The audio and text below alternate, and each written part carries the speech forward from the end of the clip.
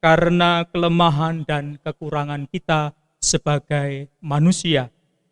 Sekaligus hari ini kita mohonkan semoga di tahun ajaran yang akan datang kita diberkati oleh Tuhan dan siap untuk menjalankan kegiatan belajar yang mungkin berbeda dengan tahun-tahun sebelumnya. Semoga Tuhan tetap memberi kita kesehatan, semangat, dan cinta serta pengharapan yang lebih besar. Dan hari ini bertepatan dengan tanggal 22 Juni, kita bersyukur bersama dengan Romo Andreas Sutrisno, Ketua Yayasan kita yang merayakan ulang tahun ke-49. Kita berdoa bersama, semoga Romo tetap sehat, semangat dalam menjalani tugas dan perutusannya. Di awal perayaan Ekaristi ini, mari kita mempersiapkan diri kita dengan hening sejenak. Kita periksa batin kita yang terlalu banyak dosa dan kesalahan. Terlebih kecenderungan kita untuk menjadi orang yang munafik, yang seringkali menghakimi dan melihat kesalahan orang lain tanpa mau introspeksi diri dan melihat kesalahan kita. Kita hening sejenak.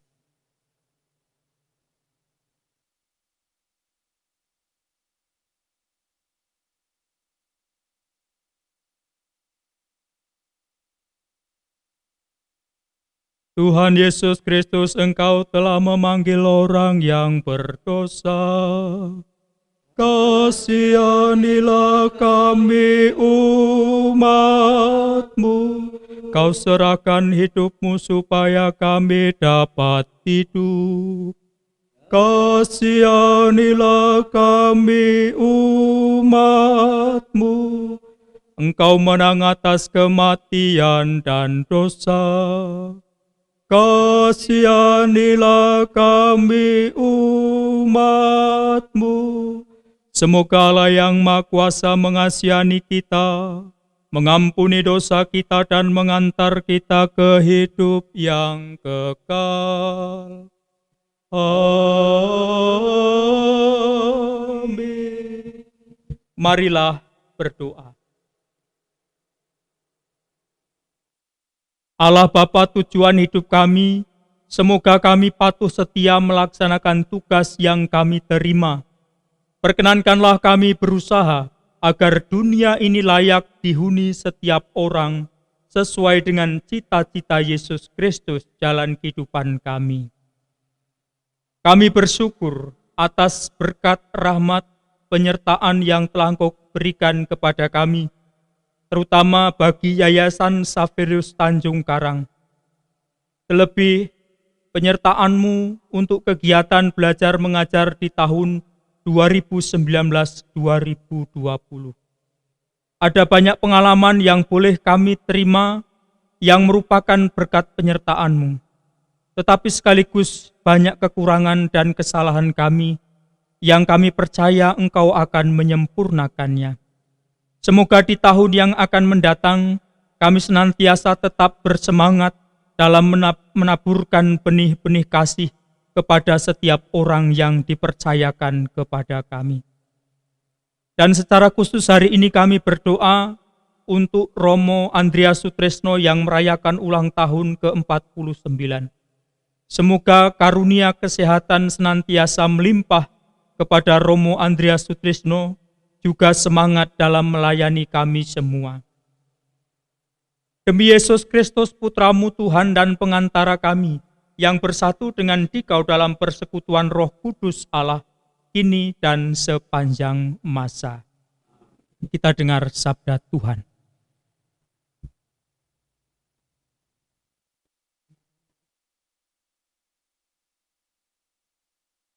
Bacaan dari kitab kedua Raja-Raja. Pada waktu itu, setelah memenjarakan Raja Hosea, Salmaneser Raja Asyur menjelajah seluruh negeri Israel. Ia menyerang kota Samaria dan mengepungnya selama 3 tahun. Dalam tahun ke-9 zaman Raja Hosea, Raja Asyur merebut Samaria. Ia mengangkut orang-orang Israel ke Asyur, ke ke dalam pembuangan dan menyuruh mereka tinggal di Hala, di tepi sungai Habor, yakni sungai negeri Gozan, dan di kota-kota orang Madai. Hal itu terjadi karena orang Israel telah berdosa kepada Tuhan Allah mereka, yang telah menuntun mereka dari tanah Mesir, dari kekuasaan Firaun, raja Mesir, dan karena mereka telah menyembah Allah lain. Lagi pula mereka telah hidup menurut adat istiadat bangsa-bangsa yang telah dihalau Tuhan dari depan orang Israel, dan menurut ketetapan yang telah dibuat raja-raja Israel. Tuhan telah memperingatkan orang Israel dan orang Yehuda dengan perantaraan semua nabi dan semua pelihat. Berbaliklah kalian dari jalan-jalanmu yang jahat itu, dan tetaplah mengikuti segala perintah dan ketetapanku sesuai dengan undang-undang yang telah kuperintahkan kepada nenek moyangmu, yang telah kusampaikan kepada mereka dengan perantaraan hamba-hambaku para nabi. Tetapi mereka tidak mau mendengarkan. Mereka bertegar hati seperti nenek moyangnya yang tidak percaya kepada Tuhan Allah mereka. Mereka menolak ketetapan dan perjanjian Tuhan yang telah diadakan dengan nenek moyang mereka. Mereka membuang peraturan-peraturan Tuhan yang telah disampaikan kepada mereka. Sebab itu, Tuhan sangat murka kepada Israel dan menjauhkan mereka dari hadapannya. Tidak ada yang tinggal kecuali suku Yehuda saja.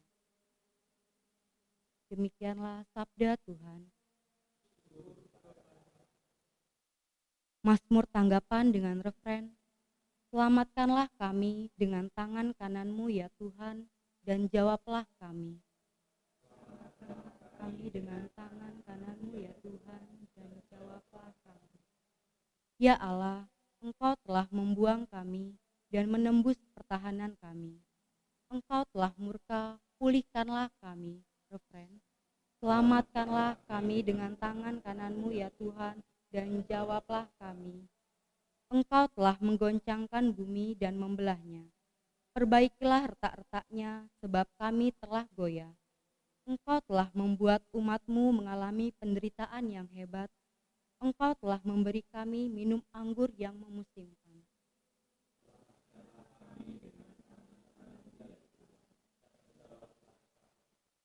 Bukankah Engkau ya Allah yang telah membuang kami? Bukankah Engkau tidak maju bersama bala tentara kami? Berikanlah kepada kami pertolongan terhadap lawan, sebab sia-sialah penyelamatan dari manusia. Kami dengan tangan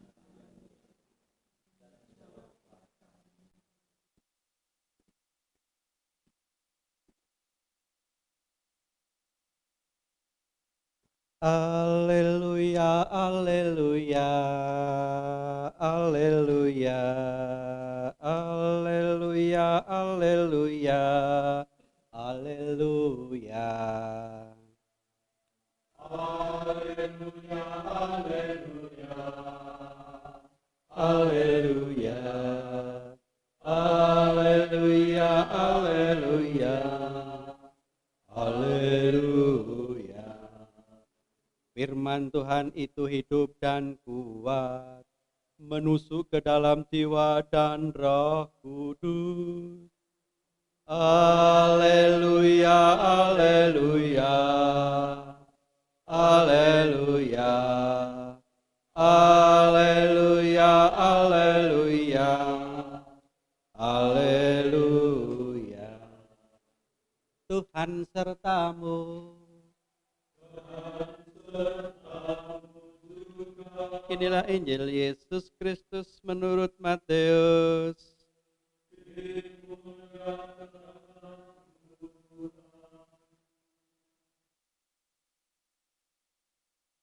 Dalam khotbah di bukit, Yesus berkata, "Janganlah menghakimi, supaya kalian tidak dihakimi. Karena dengan penghakiman yang telah kalian pakai untuk menghakimi, kalian sendiri akan dihakimi. Dan ukuran yang kalian pakai untuk mengukur akan ditetapkan pada kalian sendiri. Mengapa engkau melihat selumbar di mata saudaramu, sedangkan balok dalam matamu sendiri tidak engkau ketahui? Bagaimana engkau dapat berkata kepada saudaramu, biarlah aku mengeluarkan selumbar itu dari matamu, padahal di dalam matamu sendiri ada balok? Hai orang-orang munafik, dari matamu sendiri, maka engkau akan melihat dengan jelas untuk mengeluarkan selumbar dari mata saudaramu. Demikianlah Injil Tuhan. Terpujilah Kristus.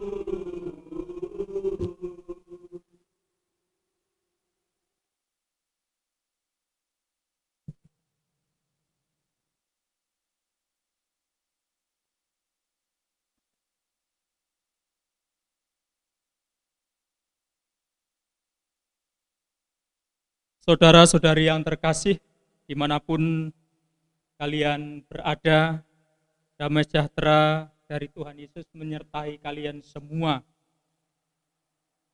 Romo, suster, Bapak Ibu, anak-anak yang terkasih, putra-putri Xaverian.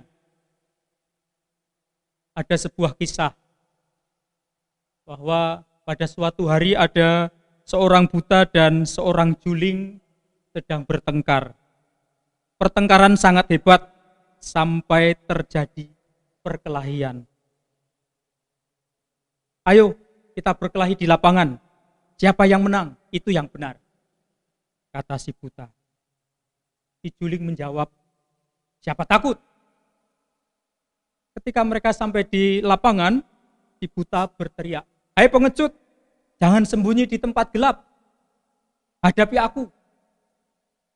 Tetapi si juling segera menyaut, kau yang pengecut, kenapa kau membawa teman? Kalau kau laki-laki, majulah 1 lawan 1. Padahal tidak ada orang lain kecuali mereka berdua.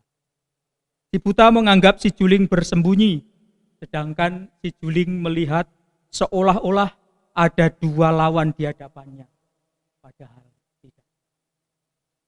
Romo Suter, Bapak Ibu, anak-anak yang terkasih, para putra-putri Xaverian yang terkasih. Dalam kehidupan kita seringkali mengalami, seringkali menyaksikan banyak hal konyol semacam hal ini yang saya ceritakan tadi.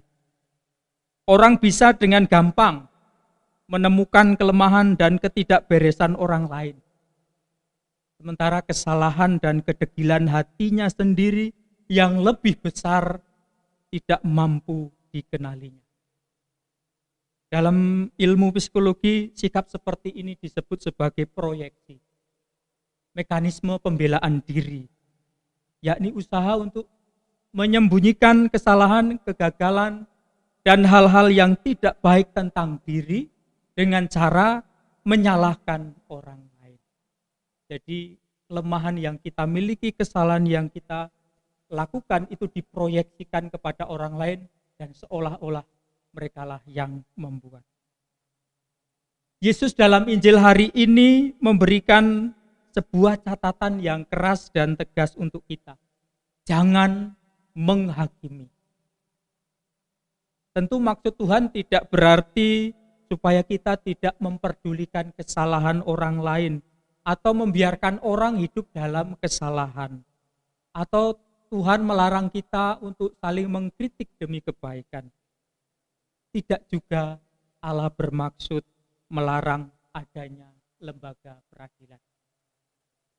Maksud Tuhan adalah kita tidak boleh menghakimi dengan menggunakan yang keras, ukuran yang keras dan tidak bertujuan untuk memulihkan atau demi kebaikan sesama. Allah juga melarang kita menghakimi dengan standar ganda.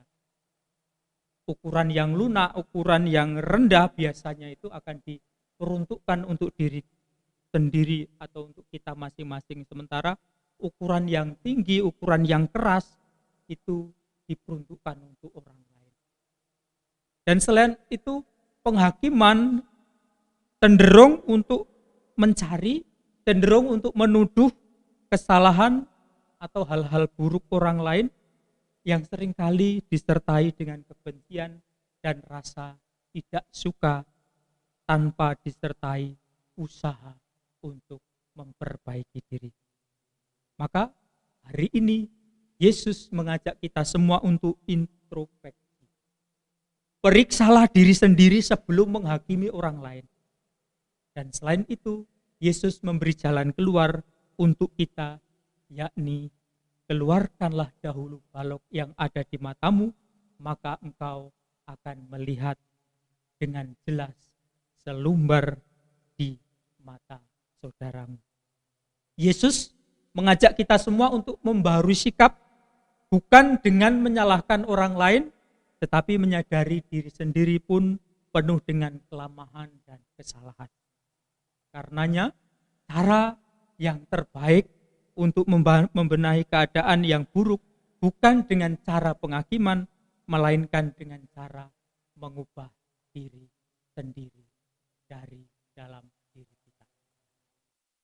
Dalam budaya Jawa ada pitutur yang mungkin sangat bagus yang bisa diterapkan dengan konteks bacaan Injil hari ini. Ojo podo nyacat wong liya, ngiluwo githokmu dhewe. Yang kurang lebih kalau diterjemahkan secara bebas artinya jangan mencela orang lain, berkacalah pada dirimu sendiri, pada tengkuk. Tengkuk itu kalau dalam bahasa Jawa itu githok, sesuatu yang berada di belakang yang oleh kita tidak akan pernah bisa dilihat kalau kita tidak memakai alat bantu. Misalnya ketika kita cukur, biasanya di belakang juga ada kaca, di depan ada juga kaca. Nah, disitulah kita baru bisa melihat githok atau leher belakang yang seringkali tidak bisa kita lihat. Nah, saudara-saudari, pitutur yang mungkin sama artinya dengan itu adalah gajah bengkak di depan mata tidak tampak, tapi semut yang kecil di seberang lautan itu sangat kelihatan dengan jelas. Ojo podo nyacat wong liya, ngiluwo githokmu dhewe.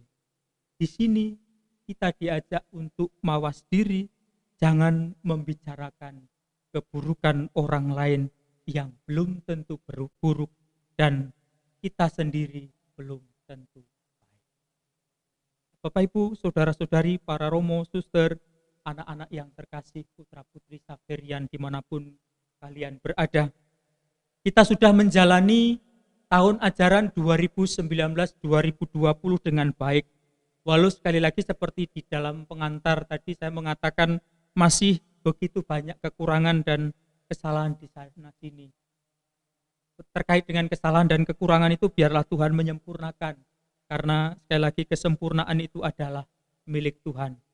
Tugas kita di akhir tahun ajaran ini adalah untuk merefleksikan, untuk bermenung, seraya bersyukur atas berkat yang melimpah yang telah kita terima dari Tuhan. Merenungkan, merefleksikan, bukan saling mencari kesalahan, bukan saling menuding, kalau ada kekurangan di tempat kita masing-masing. Dan kita sudah mendengar, mengalami bagaimana peristiwa hari-hari ini 3 bulan atau 4 bulan yang lalu dimulai adanya wabah virus corona atau COVID-19. COVID-19 telah menjadi penyakit yang sungguh menakutkan dan menimbulkan kematian merebak di berbagai kota, bahkan di seluruh negara di dunia ini. Kita melihat, kita mendengar, mengalami seakan-akan dunia masuk dalam masa gelap. Orang mulai panik, orang mulai bingung. Kita tidak tahu apakah akan menjadi yang tertular atau sekaligus yang menularkan. Nampak bahwa kematian sungguh hadir secara dekat dalam hidup kita. Dalam situasi seperti sekarang ini, banyak orang menghakimi dan menyalahkan bahwa Tuhan tidak hadir. Inikah saat Tuhan tiada? Mari kita ingat bacaan Injil hari ini, jangan mudah menghakimi. Di tengah situasi yang mungkin berat seperti sekarang ini, kita diajak untuk melihat sisi terang dari gelapnya kehidupan yang diakibatkan oleh virus corona. Di satu sisi memang menimbulkan banyak dampak negatif. Lantunan lagu-lagu rohani tak terdengar lagi di sebagian besar gereja. Rumah-rumah ibadat dikosongkan. Dan orang Katolik, kita semua menemukan cara baru untuk beribadah. Cara baru untuk berdoa. Bahkan cara baru untuk menerima tubuh dan darah Kristus, yakni cara komuni batin. Dan sebagian besar umat ini mungkin menggoyangkan iman mereka karena belum terbiasa, dan ini sangat terasa aneh. Hanya orang yang mampu mengosongkan diri dan menyiapkan ruang batin yang luas dapat mengalami kehadiran Tuhan yang dirindukan. Sekolah-sekolah, universitas-universitas telah menjadi ruang kosong karena para murid dan para mahasiswa memulai budaya baru, yakni belajar dari rumah. Ruang kosong yang ada di sekolah menciptakan ruang keakraban yang ada di dalam keluarga atau di rumah kita masing-masing. Karena orang tua menjadi sibuk bersama dengan anak-anak, menciptakan anak-anak untuk bisa dilayani, baik makan minum, tetapi juga terlebih adalah belajar bersama di rumah. Maka semua orang tua adalah guru dan semua rumah itu adalah sekolah. Dan di rumah kita pun tetap diciptakan ruangan kosong. Jarak satu sama lain harus dijaga. Tempat-tempat pariwisata dikosongkan, panggung-panggung gembira juga dikosongkan, supaya orang bisa manggung di rumah masing-masing, menciptakan kreativitas di rumah masing-masing. Jalanan pun mulai lenggang, tercipta ruang kosong tanpa polusi agar alam kita ini bisa bernapas lagi. Sekali lagi, kita diajak untuk menciptakan ruang kosong agar kehidupan kita dapat dimulai lagi dengan lebih baik. Dan kita diajak untuk menghargai kekosongan dan keheningan agar bisa menemukan kesejatian dalam kehidupan. Memang kekosongan itu pahit, sepi, menggigit. Di sana sini banyak sekali kegalauan dan keluhan yang tercipta. Tapi mari kita ingat pengalaman Maria Magdalena ketika ia menemukan makam Yesus yang kosong. Ketika hatinya masih dipenuhi kesedihan dan kepedihan, ia hanya melihat kegelapan. Ia hanya melihat makam kosong. Ia menyalahkan orang lain. Bahkan orang lain itu Tuhan Yesus sendiri yang hadir di depannya.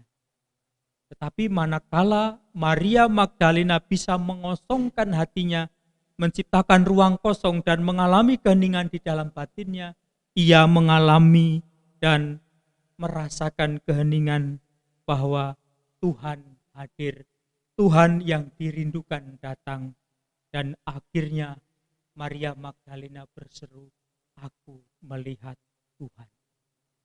Nah, saudara-saudari yang terkasih, umat Allah, putra-putri Saverian, dimanapun kalian berada, hari-hari ke depan kita nanti masih harus menciptakan ruang kosong.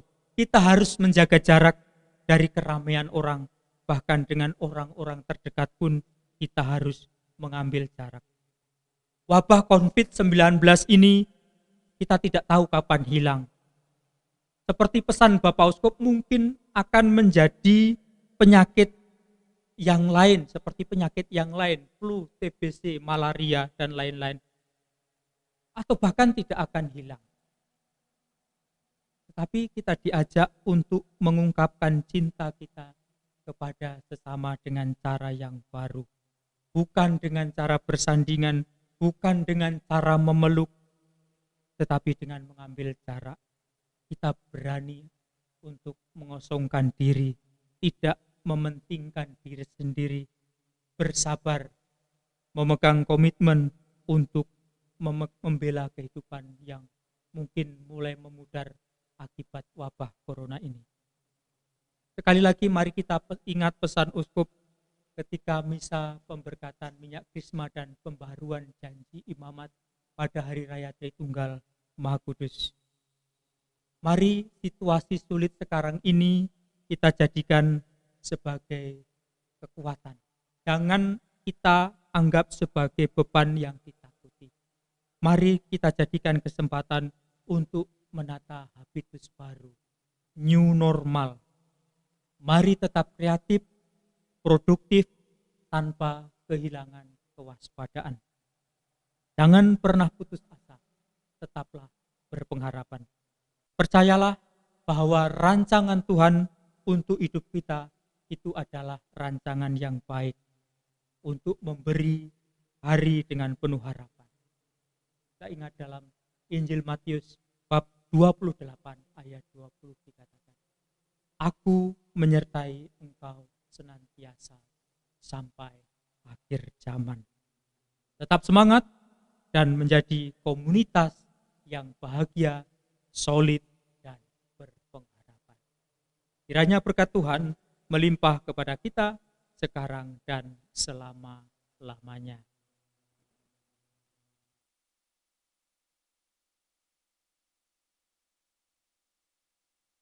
Mari kita sampaikan doa-doa kita. Bapa yang penuh kasih, dengarkanlah doa dan harapan yang kami unjukkan kepadamu. Kami percaya bahwa Engkau mendengarkan doa-doa kami karena kami sampaikan kepadamu dengan rendah hati di dalam nama Yesus Tuhan kami.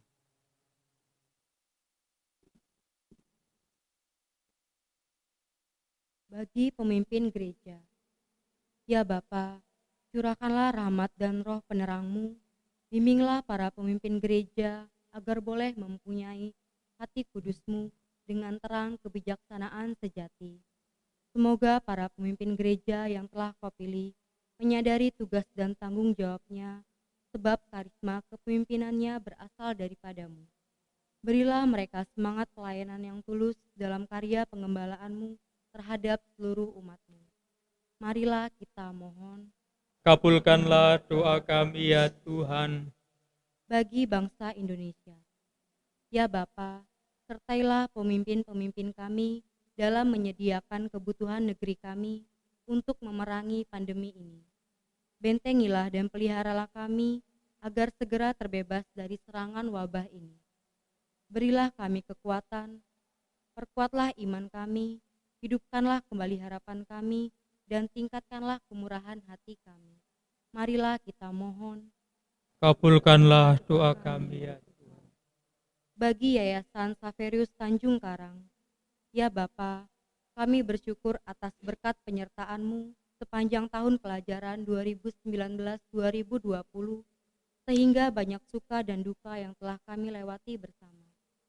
Kami mohon berkat dan bimbingan-Mu agar sekolah kami ini tidak hanya menjadi sarana pembelajaran yang baik secara akademis, namun juga menjadi sarana untuk membentuk karakter yang baik terhadap-Mu dan sesama dengan berlandaskan nilai-nilai Saverian sejati. Marilah kita mohon. Kabulkanlah doa kami ya. Bapak yang penuh kasih, kami mohon berkat-Mu secara khusus untuk Romo Andreas Sutrisno yang hari ini merayakan ulang tahunnya ke-49. Semoga damai, sukacita, kesetiaan, dan semangat senantiasa Engkau curahkan kepadanya. Juga kami mohon berkat-Mu untuk kedua orang tuanya yang telah melahirkan, mendidik, dan membesarkan. Semoga Engkau mencurahkan rahmat kesehatan yang sungguh diperlukan pada masa tuanya. Marilah kita mohon. Mari kita hening sejenak untuk berdoa dalam hati kita masing-masing.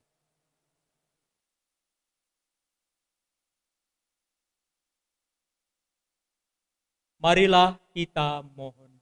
Kabulkanlah doa kami. Demikianlah ya Bapa doa-doa dan harapan kami. Sebenarnya masih banyak begitu permohonan yang ada di dalam hati kami. Tetapi kami yakin dan percaya bahwa Engkau mengetahui seluruh isi hati kami. Demi Yesus Kristus, Putramu, Tuhan dan pengantara kami, yang bersatu dengan Dikau dalam persekutuan Roh Kudus, kini dan sepanjang masa.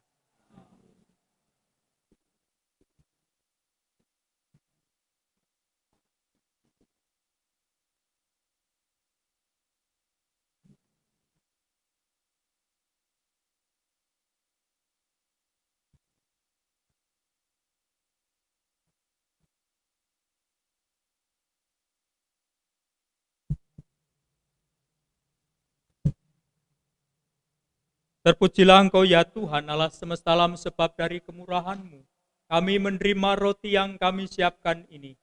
Inilah hasil dari bumi dan dari usaha manusia yang bagi kami akan menjadi roti kehidupan. Terpujilah Allah selama.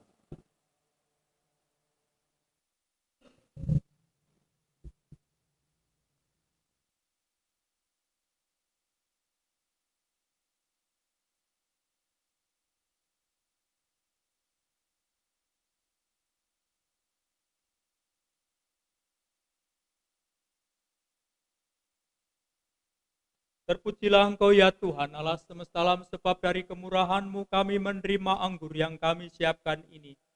Inilah hasil dari pokok anggur dan dari usaha manusia yang bagi kami akan menjadi minuman rohani.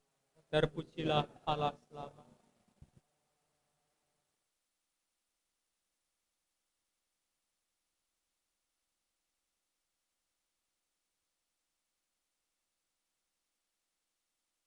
Berdoalah saudara-saudari supaya persembahanku dan persembahanmu ini berkenan pada Allah Bapa yang Maha Kuasa.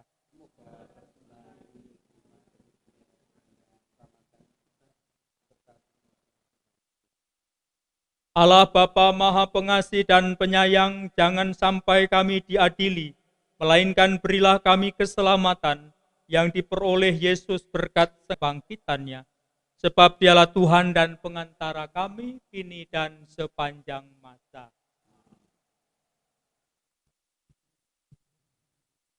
Tuhan bersamamu dan bersama roh. Marilah mengarahkan hati kepada Tuhan. Sudah kami harapkan. Marilah bersyukur kepada Tuhan Allah kita. Sudah layak dan sepantasnya. Sungguh layak dan sepantasnya ya Bapa yang kudus, Allah yang kekal dan kuasa, bahwa dimanapun juga kami senantiasa bersyukur kepadamu. Sebab berkat darah Sang Putra dan kuasa Roh Kudus, Engkau telah menghimpun kembali anak-anak-Mu yang terpisah jauh darimu akibat dosa. Sebagaimana Bapa bersatu dengan Putra dan Roh Kudus dalam Tritunggal yang Maha Kudus, demikian pula Engkau mempersatukan gereja menjadi satu umat-Mu yang kudus, tubuh mistik Yesus Kristus, dan tempat kediaman Roh Kudus, yang tak putus-putusnya memuliakan kebijaksanaan dan kasih sayang-Mu. Dari sebab itu kami pun menggabungkan diri dengan paduan para malaikat dan melambungkan pujian sambil berseru, Kudus, kudus, kuduslah Tuhan, Allah segala kuasa. Surga dan bumi penuh kemuliaan-Mu.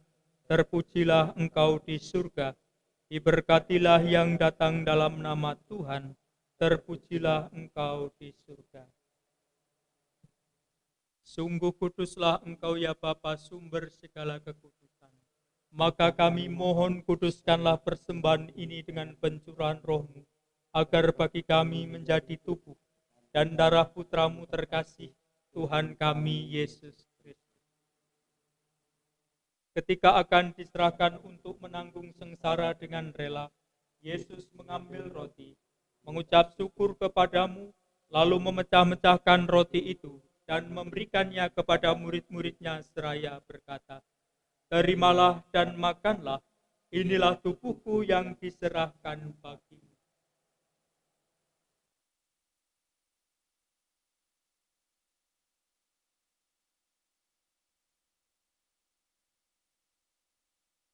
Demikian pula sesudah perjamuan Yesus mengambil piala. Sekali lagi ia mengucap syukur kepadamu, lalu memberikan piala itu kepada murid-muridnya seraya berkata, "Terimalah dan minumlah, inilah piala darahku, darah perjanjian baru dan kekal yang ditumpahkan bagimu dan bagi semua orang demi pengampunan dosa. Lakukanlah ini untuk mengenangkan aku."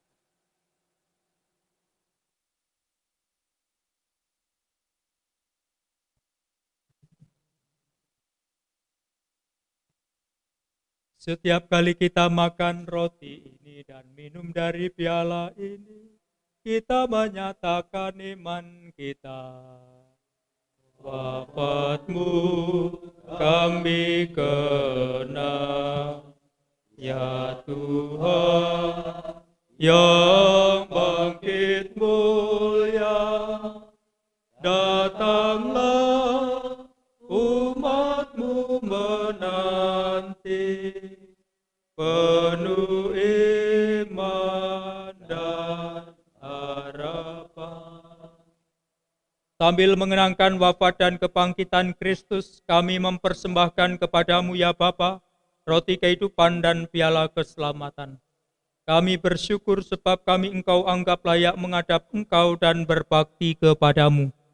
Kami mohon agar kami yang menerima tubuh dan darah Kristus dihimpun menjadi satu umat oleh Roh. Bapa, perhatikanlah gerejamu yang tersebar di seluruh bumi. Sempurnakanlah umatmu dalam cinta kasih, dalam persatuan dengan Paus kami Fransiskus, Uskup kami Yohanes, serta para imam, diakon, dan semua pelayan sabdamu. Ingatlah pula akan saudara-saudari kami kaum beriman, yang telah meninggal dengan harapan akan bangkit, dan akan semua orang yang telah berpulang dalam kerahiman-Mu. Terimalah mereka dalam cahaya wajah-Mu. Kasihanilah kami semua agar kami Engkau terima dalam kebahagiaan abadi, bersama Santa Maria, Perawan dan Bunda Allah, bersama para rasul dan semua orang kudus dari masa ke masa yang hidupnya berkenan di hati-Mu. Semoga kami pun Engkau perkenankan turut serta memuji dan memuliakan Engkau dengan pengantaraan Yesus Kristus Putra-Mu. Dengan pengantaraan Kristus bersama Dia dan dalam Dia, bagimu Allah Bapa yang Maha Kuasa, dalam persekutuan dengan Roh Kudus, segala hormat dan kemuliaan sepanjang segala masa. Amin. Amin. Amin.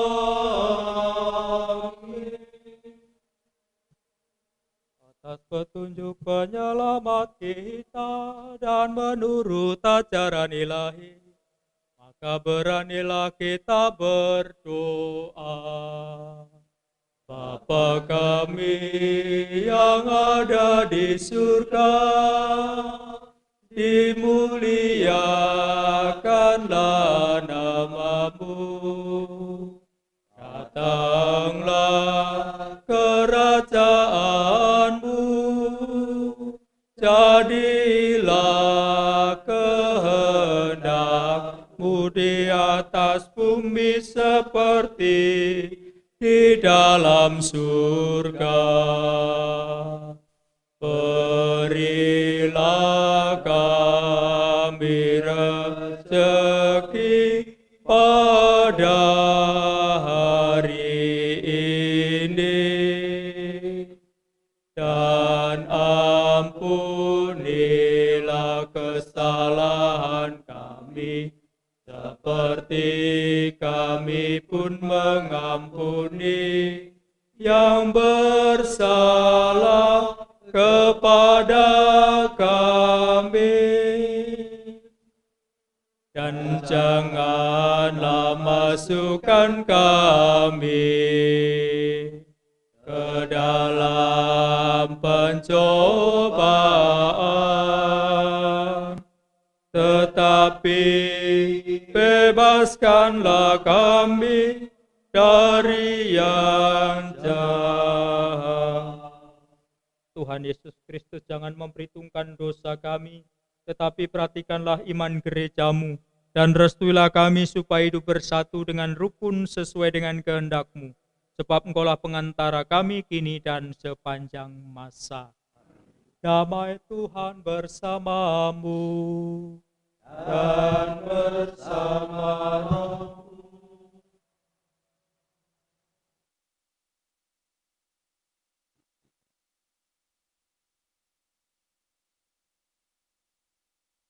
Anak domba Allah,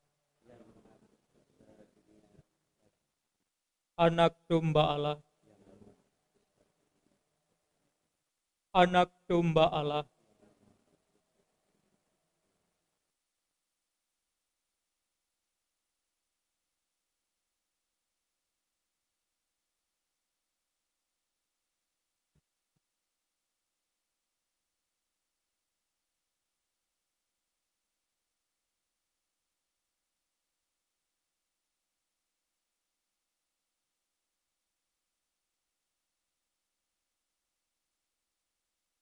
Saudara-saudari, inilah anak domba Allah yang menghapus dosa dunia. Berbahagialah kita yang diundang ke dalam perjamuannya.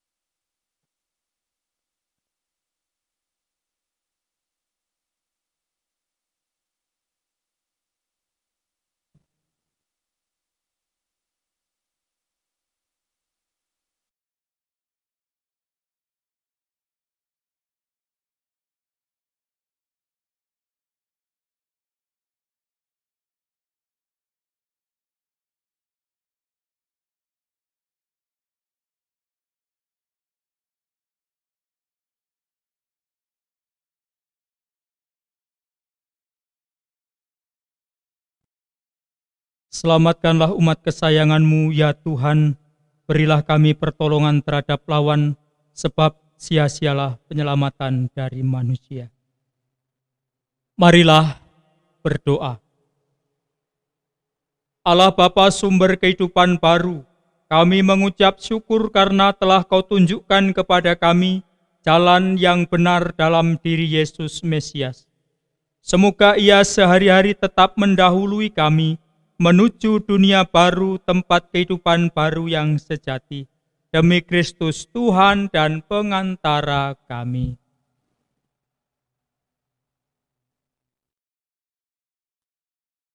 Saudara-saudari yang terkasih, keluarga besar Yayasan Sapirus Tanjung Karang, dalam hal ini seluruh SDM Kependidikan, para orang tua, wali murid, dan para siswa dimanapun berada. Tapi pun, tahun pelajaran 2020-2021 akan dimulai pada tanggal 13 Juli 2020. Dipastikan kita semua dalam upaya pencegahan pandemi COVID-19. Namun kita semua diharapkan agar tetap melakukan aktivitas dalam kebiasaan atau budaya baru yang disebut dengan new normal. Untuk itu, pada hari ini, Selasa, tanggal 22 Juni 2020, kami akan membacakan surat keputusan tentang berlakunya buku protokol tatanan normal baru penyelenggaraan pendidikan Yayasan Sapirius Tanjung Karang. Surat keputusan Yayasan Sapirius Tanjung Karang nomor 135/A Y/YX 6 Romawi 2020 tentang protokol tatanan normal baru penyelenggaraan pendidikan Yayasan Sapirius Tanjung Karang pada masa pandemi COVID-19.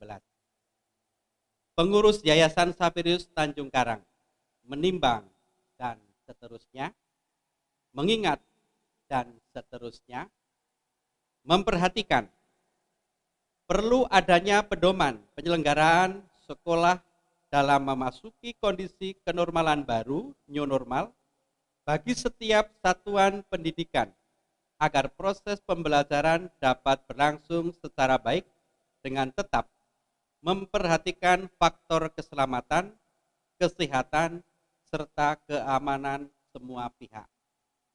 Memutuskan,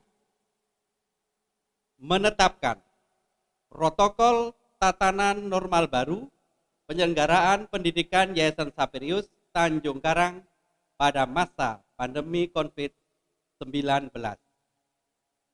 Ditetapkan di Bandar Lampung pada tanggal 22 Juni 2020, pengurus harian Yayasan Sapirius Tanjung Karang tertandatangani Romo atau RD Andreas Sutrisno Ketua.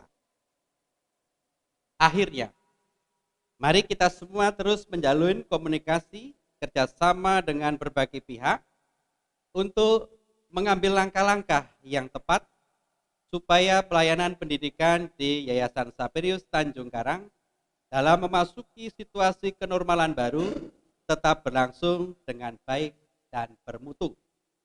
Sambil selalu berdoa dan berupaya agar pandemi COVID-19 segera berakhir. Tuhan memberkati.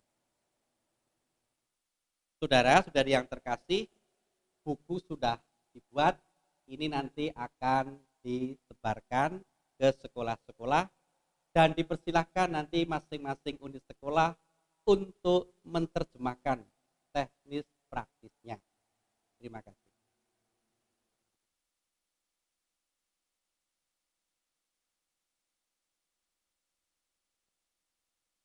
Romo, suster, saudara-saudari yang terkasih, Bapak, Ibu, guru, karyawan, anak-anak, putra-putri Saverian dimanapun kalian berada, kami mengucapkan terima kasih kepada semua pihak sehingga misa pada hari ini, penutupan ajaran tahun 2019-2020 bisa terlaksana dengan baik.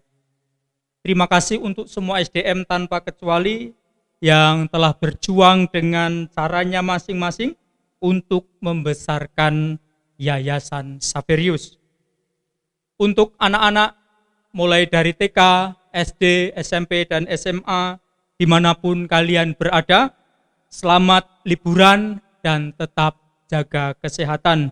Indahkan peraturan pemerintah dan protokol kesehatan seperti memakai masker, menjaga jarak, cuci tangan, dan tetap tinggal di rumah. Kebun jauh bertanam lada, bawa sabit tentu berguna.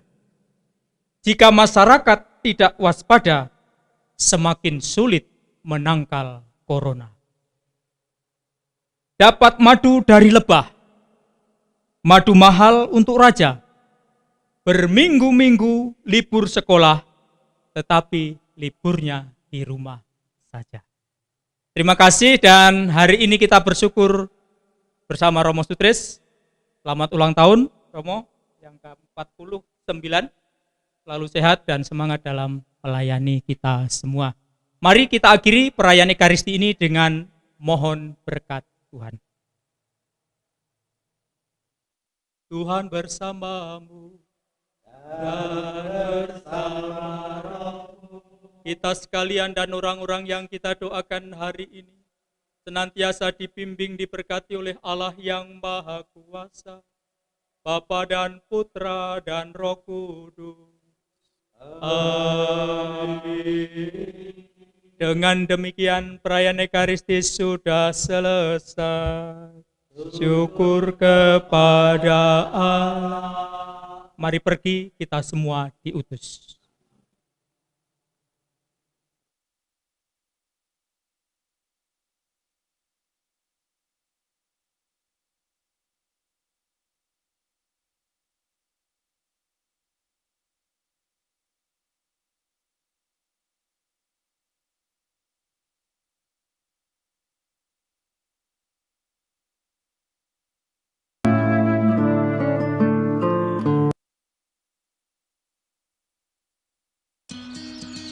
Menjaga kesehatan keluarga banyak caranya. Salah satunya dari pemilihan air minum. Ibu, segelas air minum di rumah kita bisa